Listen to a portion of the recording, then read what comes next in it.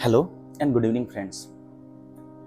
आप सभी ने देखा होगा, मैंने भी एक्सपीरियंस किया है, सबने एक्सपीरियंस किया है कि हर बंदा अपनी लाइफ में बोलता है कि यार मुझे कोई समझता नहीं।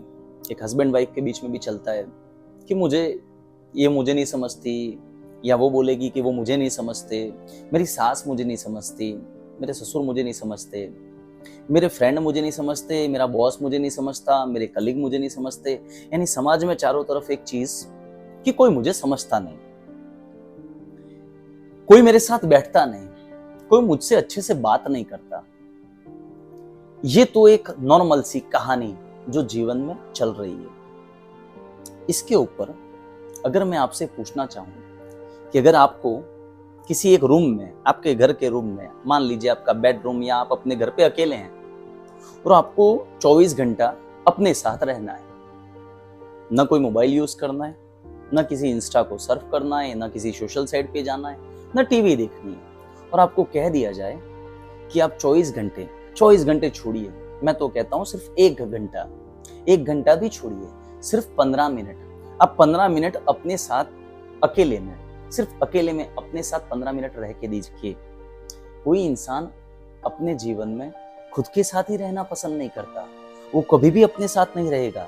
जब भी वो अकेला पड़ेगा, उसकी सबसे पहली एक्टिविटी होगी मोबाइल को ऑन करके स्क्रॉल करना, या तो किसी को फोन लगा लेना, या तो टीवी चालू कर देना, या कोई दूसरे दो लोग बात कर रहे हैं उनकी बातों को सुनना।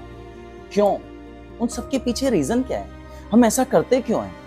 क्योंकि हमारे अंदर एक खालीपन पड़ा हुआ है। तो क्या हमारे जीवन में कोई प्रॉब्लम नहीं है? इन सब में सबसे बड़ी प्रॉब्लम ये है, हम जो कहते हैं कि हमें कोई समझ नहीं रहा है। क्या हम अपने आप को समझते हैं?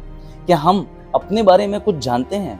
क्या हम अपने ही साथ, किसी और के साथ नहीं, एक 10 मिनट, 15 मिनट, 20 मिनट, 25 मिनट बैठ सकते हैं? अगर हम अपने आप को ही 15-20 मिनट सहन नहीं कर सकते, और we are expecting someone else to understand us, कोई और हमारे साथ बैठे और वो खुश हो जाए, कोई हमसे बातें करे, कोई हमारे साथ अपना टाइम स्पेंड करे, how it is going to possible?